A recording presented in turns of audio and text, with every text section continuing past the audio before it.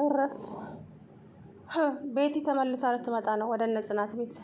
ጽናት አሁን አበቃላት፣ በቃ ይበቃል። ከዚህ በለጠ ጽናት መጎዳትም የለባትም። የእውነቱን ስናገር ኪራ ግን አሁን ወደ አንተ ህይወት ካመጣሃት ቤቲን አለቀ። ምክንያቱም አውቀው ነው እነሱ። ሲጀመር እቺ ህይወትህን አመሰቃቅላ ሲኦል አድርጋ ሄደችዋን ሴት ድጋሚ ወደ ህይወት መመለስ ማለት ላንተ ከባድ ነው። የእውነቴን ነው የምለው። ጽናትን እንደመጣጣት እርግጠኛ ሆነ ነው ቤቲን ወደ ቤት የምትመልሳት ማለት ነው። ምክንያቱም ጽናት ሁለተኛ መሰበር አለመው ሁለተኛ 3 4 የተሰበረች አሁን ግን ይብቃ ማለት ነው። ጽናትዬ እሷን እንዳየሽ ከዛ ቤት ውልቅ ብለሽ ከህይወት ውስጥ ውጪ። ምክንያቱም እንዴ በጣም ነው የምትጎዳው። እውነቱን ለመናገር የቤቴ እናት ነኝ ስትል እንዴት እንደተናደድኩኝ እኔ የምሬን ነው።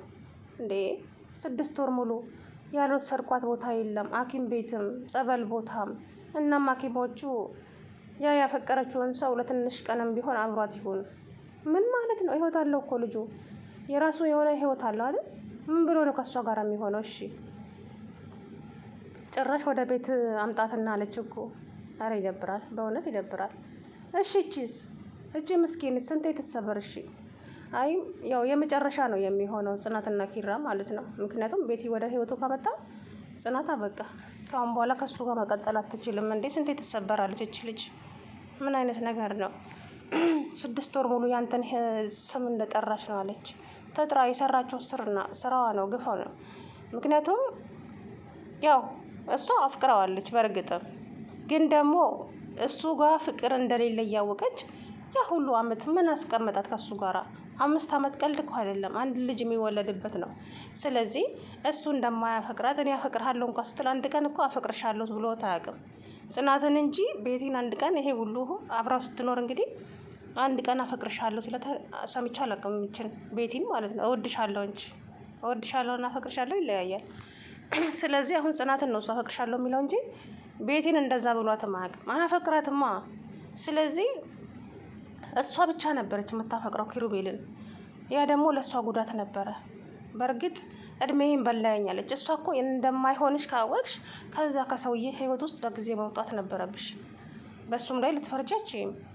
እሱም ደግሞ ደፍሮ አልፈልግሽም የራስሽን ህይወት ኑሪ ማለት አልቻለም። አንዳንዴ በእሱ እንዲፈረድ ያደርጋል። ግን ደግሞ አሁን ይሄ ሁሉ ኖራ ልጆቹ ሲስቁ ሲጫወቱ ደስታቸውን ለማደፍረስ እንደገና ወደ ህይወታቸው ልትመጣ የኒና ይበቃል። ኒና ራሱ እንግዲህ በተለይ ኪራን አቃጥለዋለሁ አለ። እሷ ነች መሰለኝ እንደውም የላከቻቸው ሳስበው። ደውላ ነበረ ቅድም። ጽናት በጣም ከምታስቢያት በላይ በጣም ጥሩ ልጅ ናት። ኪራን ነው አሁን እዚህ ቤት ያቃጠኝ። የእሱ ጸባይ በጣም አስቸግሮኛል። ፕሮሰሴን አንዴ አስተካክዬ እንትን ይበልልኝ እንጂ ኪራን እንደው አቃጥየው ነው ከዚህ ቤት የምወጣው ብላለች። አያችሁ፣ እሷ ናት እችን ሴትዮ ወደዚህ እንድትመጣ ያደረገቻት። እርግጠኛ ነኝ ደግሞ በጣም አስመሳይና ባለጌ ነሽ ቲና ነሽ፣ ኒና ተብዬዋ እጭ። ሰላም አለይኩም ወራህመቱላሂ ወበረካቱ። ውድና የተከበራችሁ ቻናል ቤተሰቦች እንዴት ናችሁ? እኔ ያለው አልሐምዱሊላ። እንግዲህ ጽናት ድራማ ማለቂያው አካባቢ ላይ ሊያበለሻሹትም ደርሰዋል። ምክንያቱም ህይወቱን እንዴ በሰላም መኖር አይችልም እንዴ? እሱ እኮ የራሱ ውሳኔ ነው። አሁን ምን ማለት ነው? እቺ እርግጠኛ ነኝ እቺ ቲና በቀደም በስልክ ስታወራ ሰምታችኋት ከሆነ ጥሩ ነው። እኔ ጽናትን እንዳሰብኳት አይደለችም። በጣም ጥሩ ልጅ ናት። በጣም ከጠበቅኳት በላይ። እኔ እዚህ ቤት ያስቸገረኝ አሁን ኪራ ነው።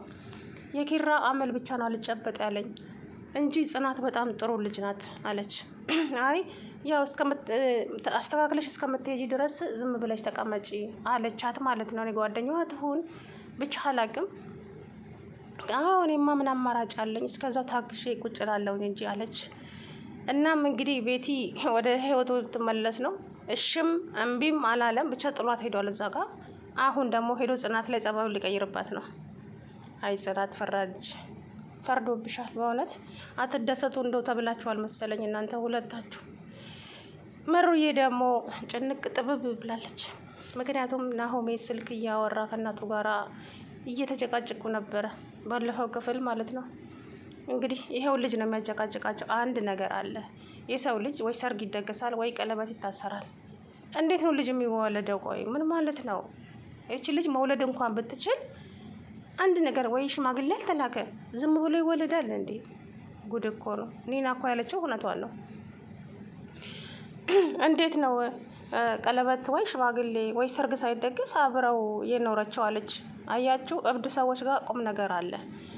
እናም ስትላት እንዴ ቀለበትም ሆነ እኮ ምንም ሰውየውን ሊያስረው አይችልም ፍቅር ካላለች ጽናት። ይሄ የተሳሳተ መንገድ ነው ጽናትዬ። ማለቴ ፍቅሩ እንዳለ ሆኖ ቀለበት ወይ ደግሞ ሽማግሌ ግዴታ ያስፈልጋል እንጂ እንዴ ከብት ናቸው እንዲ አንድ ላይ የሚያድሩት እነሱ ያለምንም ነገር። ወይ ሽማግሌ ያልተላከ ወይ ሰርግ ያልተደገሰ ምንድን ነው ታዲያ? ምንድን ናቸው እነኝህ? ባልና ሚስት አይደሉም። ቲና ያለችውን ሀሳብ እደግፈዋለሁ እዚህ ጋር። እናም እንግዲህ ዛሬ ቀለበት ሊያደርግላት ነው ለመሩዬ ማለት ነው። ለመሩ ሰፕራይዝ ሊያደርጋት ነው። አበባ ምናምን ጎዝጉዞ ከኪራ ጋር እንግዲህ እሷን ነጽናት ቤት ድብር ጭንቅ ጥበብ እያለች ነው። ሄጄ ተኛለው እያለች ነበረ። ምክንያቱም ከእናት ጋር ለምንድን ነው የተጨቃጨቁት? ምንድን ነው የሆንከው ስትለው፣ አረ በፍጹም ስላንቺ አይደለም እናቴ፣ እኔ የሆነ የማላቀውን ሰው ስጠይቀኝ ነው እንደዛ ተቆጥቼ ያወራኋት እናቴን አለ። ናሆሜ ልትደብቀኝ እንዳትሞክር፣ እኔ ከአንቺ ምንም የምደብቀው ነገር የለኝም አላት። እንግዲህ መሩዬ እሷ ሁሌ የሚያስጨንቃት ነገር የልጅ ጉዳይ ነው። ምንም ነገር ሲወራ ያ ነገር የሚወራ ይመስላታል እና ራሷን እያስጨነቀኝ ትገኛለች። ኪራና ጽናትም ፍቅራቸው በጣም ደስ ይላል። ነገር ግን ደግሞ እነሱ ሲደሰቱና ፍቅራቸው እንትን ሲል ሌላ እንቅፋት ከውስጥ ይመጣል። አሁን ቤቲ ተባልሽ እውነት ኪራ ህይወት ውስጥ ከገባሽ ኪሩቤል አበቃል። የእውነት ነው የምለው። እንደው እስኪ አስባችሁታል? ያን ጊዜ እንደዛ አድርጋ የጽናትን ልጅ አስወርዳ በጣም ብዙ ነገር ላይ ተደራርሰው ዛሬ ቤቱ ተመጣች። እንግዲህ ምን የሚፈጠር ይመስላችኋል ጎበዝ? እኔ የምታሳዝነኝ ጽናት ናት። እሱስ እንደው ለምዶታል። ወዲያ ወዲህ አቋም የለውም ኪሩቤል ሲጀምር። እንዴ ኮስተር በል እንጂ ምን ትርበተበታለህ? አንድ ሰው የሆነ ነገር ሲል እኔ በጭራሽ ይሄንን ነገር ማድረግ አልችልም። በቃ ህይወቴን አመሰቃቅለዋለች። እችን ሰው ህይወቴ ውስጥ መመለስ የለብኝም ብለህ ሴትዮዋን እዛው ጋር ጥሏት ሄደ። ነገሩ ጥሏት ሄዷል። ሴትዮዋ ደግሞ እናቴ የሆነች መጥፎ ሰው ናት። እች ሴትዮ ሁሉም ፊልም ላይ በቃ እንደዚህ ሆና ነው የምትሰራው። እቺ የብሌን እናት ማለት ነው። አሁን የቤቲ እናት ነኝ ያለችዋ ልጄን እንደዛ ህይወቷን አመሰቃቅለህ አሳብደሃት። አንተማ የልጄ ጠላት ነህ፣ ጠላቷ ነህ አንተ፣ ጠላቴ ነህ።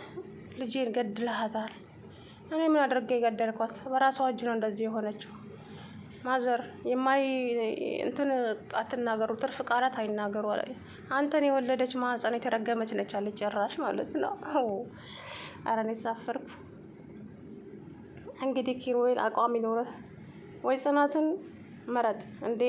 በቃ እቺ ልጅ ከዚህ በኋላ መሰበርም ሆነ መጎዳት የለባትም ጽናት ማለት ነው።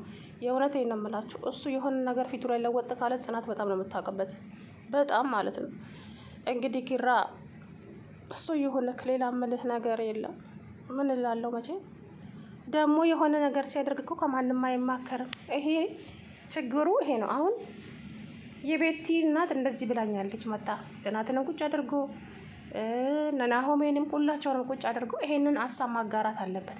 አሁን በደፈናው ነው እችን ልጅ ቤት የሚያመጣት። ታያላችሁ በቀጣይ ክፍል። እንደው ምን አለች በሉኝ።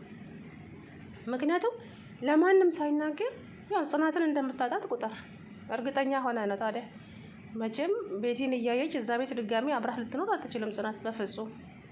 ይሄ ደግሞ ሺህ ጊዜ እንኳን እግሯ ላይ ወድቀ እንኳን ብትለምናት ጽናት እሺ የምትል አይመስለኝም። ካሁን በኋላ ደጋግመ ሰብረሃታል፣ ደጋግማ ይቅርታ ብለሃለች፣ ብዙ ነገር ተበድላለች ጽናት። አሁን የሚመጣው ነገር ደግሞ መቋቋም ሆነ በጭራሽ አትችለው፣ በጭራሽ። ስለዚህ ቤቲ ተብዬዋም ደግሞ ከህይወታቸው ውጪ። ይበቃሻል እንዴ! ድራማ ማለቂያው የምናበለሻሻችሁብን አባ። እኔ ይመስለኛል ቲና ናት። ቲና በስልክ ስታወራ ነበረ። እናም ጽናት ከማስባት በላይ በጣም ጥሩ ልጅ ነች አለች። እንዳሰብኳት አይደለችም። እኔ ያስቸገረኝ ኪሩቤል ብቻ ነው። አንቺ ከኪሩቤል ምን ጉዳይ አለሽ? ምን ያለሽ ነገር አለ? ቤቱ መቀመጥሽ ሳያንስ እንዴ! ጭራሽ እንደው የጫት ሱስ ሊደፋኝ ነው አለች እኮ። ፈጣሪ ትዕግስት ውስጠኛ። አንቺስ በሽታ ነው እንደሆነ። ይሄ ጸጉር ምንድን ነው ነው ጎበዝ? እንደው ክብሪት እንደው ነበር ለዋሽ ላይ መለኮስ። ኡዝ ቢላ እዚህ ላይ ያለ ሸይጣን ራሱ ኃይለኛ ነው። ጸጉር ምንድን ነው እንደዚህ ማቆም? የእውነት ምንድን ነው እሱ? ሴት ልጅ አይደለሽ እንዴ? አዎ